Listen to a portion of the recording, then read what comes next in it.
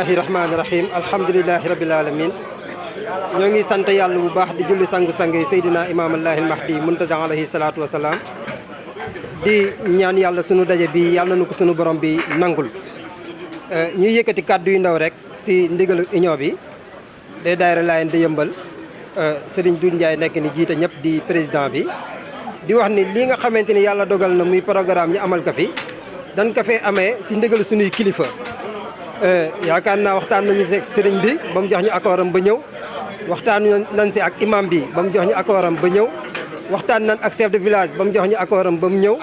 waxtaan nañ si tamit ak ñi nga xamante ne nii ñoo jiite dëkk bi di wàllu préfet sous préfecture wàllu commissariat yi nekk si dëkk bi waxtaan nañ seeg ñooñu ñëpp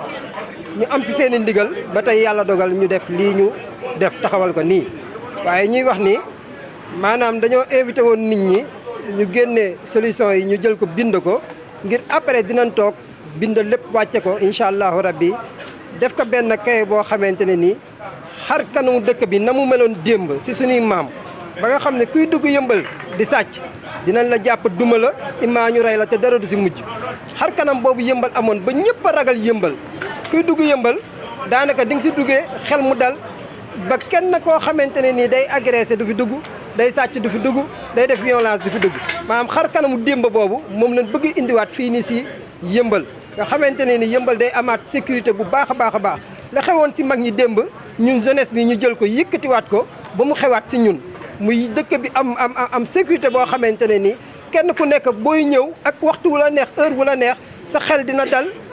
doo xalaat sax naan damay dugg yëmbal wala damay dugg si banlieue bi ñu may agressé wala nangam wala nangam wala nangam incha allahu rabbi sunu taxawaay ñun waa union des daayira Laayeen di yëmbal si dëkk bi loolu la incha allahu rabbi dinañ si def liggéey bu am solo si kàttanu sunu borom. ok ñu dem ci question yi tey yaa ngi ñuy waxtaan yi nga xam ne ci wàllum kaaraange ci biir yëmbal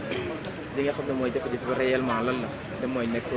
agression yi tuwe bi nan la mel ci biir dëkk bi ak ñi nga xam ne autorité yi fi nekk est-ce que autorité yi nga jëm ci wàllum sécurité bi maanaam police bi yooyu dañoo doyut wala. non du question police bi dafa doyul mais da ngay xool tey population bi dañoo bari tey da ngay gis bu ñu jugee fajar di dem di liggéey yenn xale yi nga xam ne ñooy toog si tali bi di veiller ak gardien yi wala toog si tali bi donc ñoom ñooy dabiwaat ñooñu di leen agressé donc loolu nag lañ bëgg mu dakk si dëkk bi carrément nga xamante ne ni képp koo xamee yaa ngi yeewu di dem di xëy di nga dem si xel mu dal bakkan bu teey nga xamante ne ni doo tiit doo raf te di nga xëy si jàmm ak salaam. di nga jot ngeen a xayma agression bi taux de criminalité bi fa la toll. waaw bari na moom daanaka boo ko xaymaat bari na lool bari gi mu bari nag moo tax ñu toogaat defaat suñuy jàngat xalaataat xam ne lii nii war nañ ko jëlee si biir dëkk bi. ban solution ngeen koy teg. waaw solution bi daanaka am nañ suñu benn projet boo xamante ne nii sànq maa ngi waxtaan ak gars yi ma ne leen projet bi bu nu ko génneegul nañ si liggéey ba mu mat bu matee buñ ko génnee dinañ xam ne kat yëmbal gi am na sécurité bu doy a doy. ci naka ngeen koy tegee xam ngeen ni sécurité nguur gi moo ko yor te xajalu ci kenn wàllum sécurité ci loxoom la nekk moo am droit faire la loi ak droit tuumaal nit wala dóor nit wala tëj nit yéen na la ko defee. non ñun duñu tuumaal nit duñu dóor nit mais li nga xamante ne nii tey moo si war mooy nga def naka su dul noonu ñu jël la téye la jàpp la yóbbu la police boole la ak police def liggéeyam. yaa ngi wax aussi ni en méthode bi day am comme ça di ko xewoon bu njëkk ku fi dugg ñu teg la daan yi nga xam noonu la dëkk bi noonu la ko dëkk bi jàppee est-ce que loolu mën naa nekk ba tey. waaw si kaw maanaam bu nu waxee loolu nekkul ne dañuy jàpp sàcc dóor ko ray ko déedéet waaye xar kanam bi ma la wax ne moom la ñuy indiwaat ci biir dëkk bi mooy ñu xam ne sàcc bu fi dugg dinañ la jàpp yóbbu la police te li si war lépp dinañ ko def maanaam méthode boobu noonu laa lay wax. salaamaaleykum maa ngi tudd Abdoul Aziz Kébé nekk le secrétaire général de l'union des daayira Laayeen de Yëmbal. tey ngeen amoon waxtaan demale ko ci ñàkkum kaaraange bi nga xam ne am ci dëkk bi mu nekk loo xam ngeen kaaraange instauré waat maanaam indiwaat ko ci naka ngeen koy defee ak taux bi wala taux. waaw tey dañoo daje woon daje bi nag mooy waxtaan échanger suñu biir weccante xalaat ngir trouver ay solution ci phénomène bi. yaakaar naa avant ngay trouver solution war ngaa jàmbat cause bi boo gisee dañoo contextualiser la chose c'est-à-dire violence la ñu wax agression la ñu wax te fan yii mujj ñi ñëpp gis nañ ne violence bi dafa yokk notamment ci stade yi notamment ci acteurs politiques yi notamment aussi ci nit ñoo xamante ne ñooy yeewu seen gox. kon tey nu ko sunu naataangoo waxee monsieur Alassane Kébé ci xayma maanaam da ngay gis ay soxna yoo xamante fajar la ñuy jóg yi gàddu seen i paan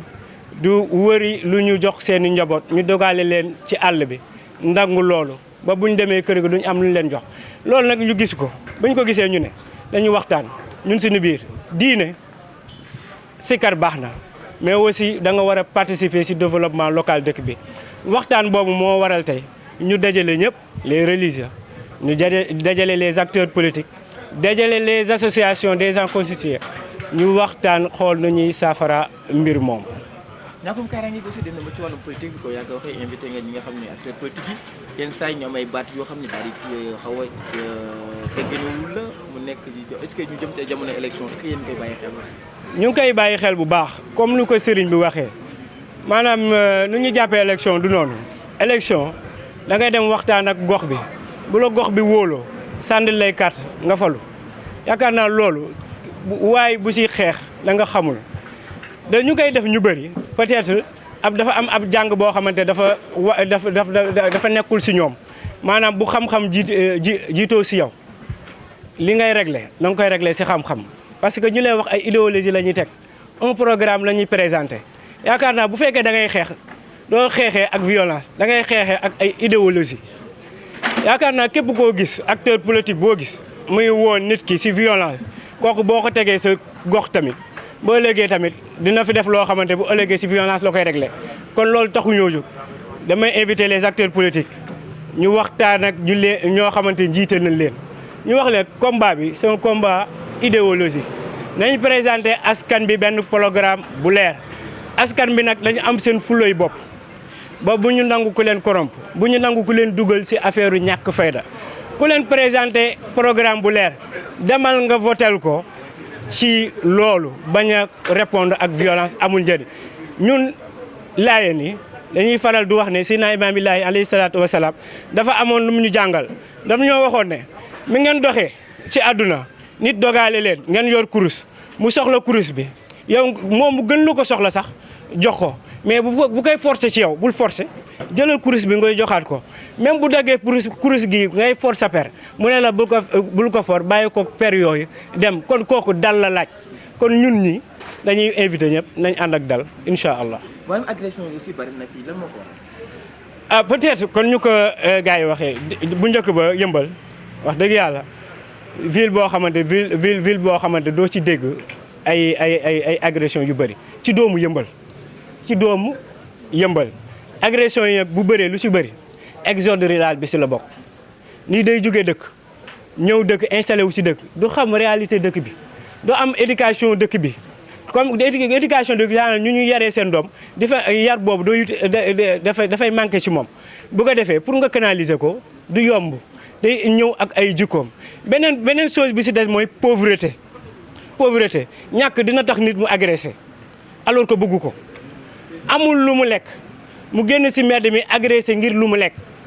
nit ñi war nañ cee bàyyi xel ba beneen tamit mooy dëkkuwaay dafa xat am ñoo xam ne amuñu fu ñu dëkk ci mbedd mi la ñu dëkk mais kii dëkk ci mbedd mi nga romb ko à chaque fois nga koy fekk ci mbedd mi mais bu bëggee lu mu lekk day agressé maanaam il faut que nit ñi ci boppam ñi xamante dañuy wàlliyante ñu waxtaan ak ñoom xamal leen réalité dëkk bi bu jëlee sax ñuy doog ak ñoom du leen sensibiliser ñu def ko mais tamit pauvreté bi li laay war a si nous interpellons l'État du Sénégal ak ñëpp ñu xool nu ñu jàppalee jeunes yu fi agressé boo dee xool tranche d'âge bi c'est entre 15 à 35 ans ay xale yu ndaw lañ amuñu xëy yaakaar naa ku am xëy du nga tal leneen gu agressé maanaam jeunes yi dañoo soxla xëy nan leen utal xëy wala jeune bi amul information bi état bi def na ay mécanismes yoo xamante bu ko tegee c'est pour aider les jeunes mais les jeunes n'ont pas les informations il faut que ñu am information yi à temps réel lëkkaloog les acteurs de développement acteurs locaux yi bu ko defee dinañ régler problème boobu yëmbal dëkk jàmm la yëmbal dëkk diine la yëmbal dëkk teraanga la Laye Makhtar. bataaxal bi ngeen nar a génne kan ngeen koy génne ak lan moo nekk fan yi gën a fës ci biir. waaw yaakaar naa bataaxal bi bu ñu ko bëggee taf dafee rek dina causer ay gàllankoor maanaam boo gisee programme bi dañ ko préparé ci 20 jours programme bi préparé wuñu ko ci 1 mois ni 2 mois dañ ko préparé ci 20 jours lan moo tax programme bi demee ni c'est-à-dire dafa am benn travail d'équipe bu fi nekk te bataaxal bi aussi travail d'équipe la laaj du benn nit moo koy bind du ñaari nit moo koy bind am na ay comité yu ko war a saytu segg ko xool les points clés ñu étudier ko xool les solutions pertinentes ñu proposer ko donc c'est un travail qui demande du temps mais incha allah du ñu baral du ñu def dara nous prendre le temps nécessaire enfin ñu def bataaxal boo xamante bataaxal bu complet la xamante acteur bu ko gis aussi da nga ci bàyyi xel bu baax a baax a baax jërëjëf Laye Makhtar.